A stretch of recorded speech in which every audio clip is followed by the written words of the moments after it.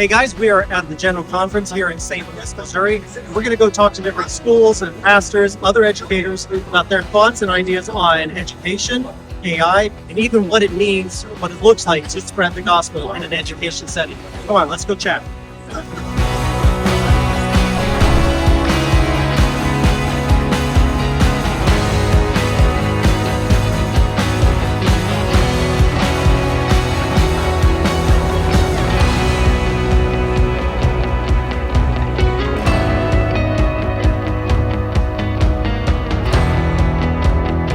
The word gospel, if I can give you a little bit of a background to it, comes from a word in Greek that is euangelion, which was the victory cry that a messenger brought from the battlefield. So when the kings went out of the cities to fight, the messengers would come with the good news that the king had won and that the people that inhabited that city were not going to be slaves of the new king. So they would come yelling this word, euangelion, euangelion, which ended up being gospel in English because it was God spell, good news. Most people that say that they preach the gospel, they don't know what the gospel is. And the gospel is that there is a victory has already been won on your behalf. So His grace is greater than your failures. His love is greater than your detours because He has already won salvation for you. And that's the gospel. My understanding comes from the text in Revelation, the eternal gospel, the eternal good news. There's only one eternal being in the universe. The universe is not eternal. The planet is not eternal. The angels are not eternal. Sin is not eternal. Sinners are not eternal. The only eternal being is God. So the eternal good news is about God. It's always about God. And Satan's war is about God, and we wage war against all those things that sets himself up against the knowledge of God. 2 Corinthians 10. And so the eternal good news will always come back to God is not the kind of person Satan has said He is. He is a being that is completely trustworthy and is for our restoration and deliverance from all the sin problems in this world. I believe that Christian education is for Adventists as well as non-Adventists. Sometimes it's not about making people members, but it is about people being Christian and people having an understanding of the Adventist church.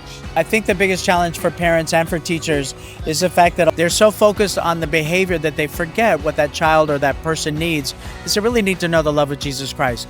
Find aspects of that child that they can celebrate. Basically show them how the love of Jesus Christ transforms not only their lives, but also that He's a friend and that He cares about them intimately.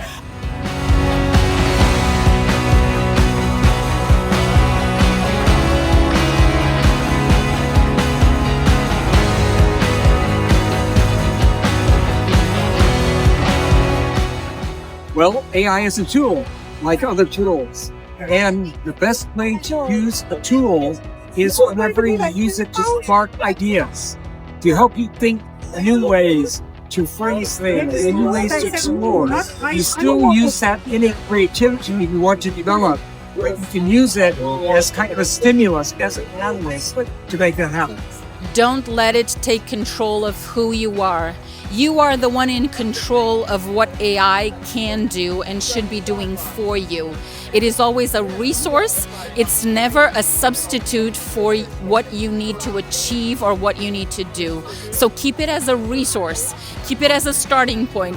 Keep it as a guidance, but always be the one instructing it on what you want it to search for you.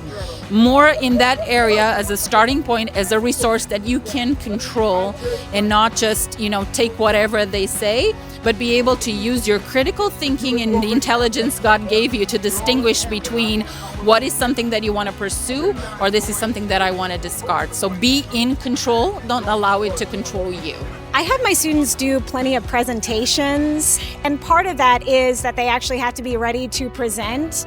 So even if they've done a good majority by using AI in some way, shape, or form, presenting it and then asking questions after they've done their presentation allows me to know, okay, have you interacted with the material enough to actually know and answer some of these questions without just standing there and looking blank? We try to educate on the existence of it and the significance of it, how to encourage the students to use it to certain levels, not as a writing tool for their paper, but maybe it's to help them focus, or ideas or concepts, but being aware that it is plagiarism, helping them to understand that, yes, it's a tool. It's almost like what they're trying to do with the driving, where they want to do the self-driving.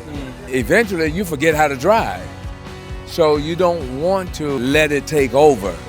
You want it to assist you. So that's what we're saying. Yeah, you can use it, but keep your hand on the wheel.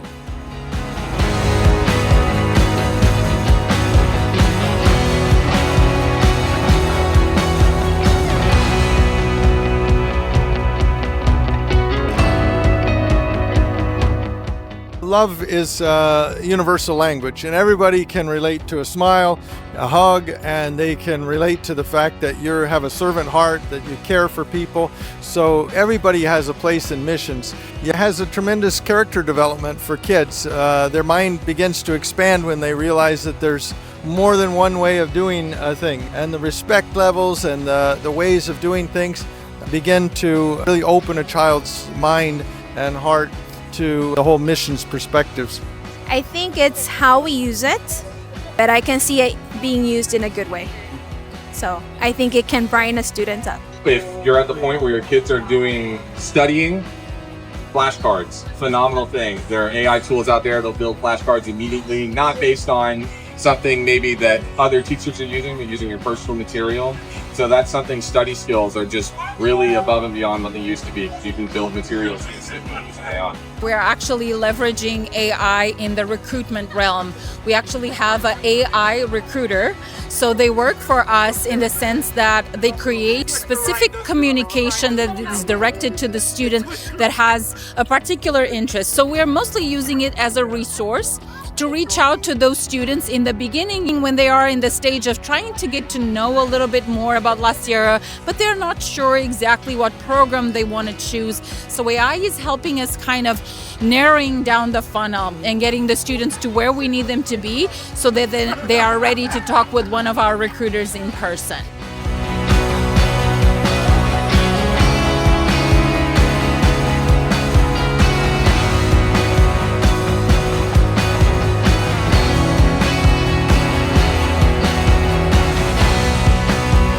I would say one of the most important is creative thinking. That creativity, developing a sense of innovation, of entrepreneurship, trying out ideas, exploring things, those are key. So at Butler Travel, our mission is really to help you do your mission. So we help schools and churches and families get to the mission site. In our school, we have kids with special needs. So my biggest thing is a student who doesn't read fully for their age. We can get books that are read to them and projected to their learning. And so to me, that's a big help. The STEM education broadens them so that they can make choices in various areas. But they need to be exposed to it because it's where we are. It's not even where we're going, it's where we are.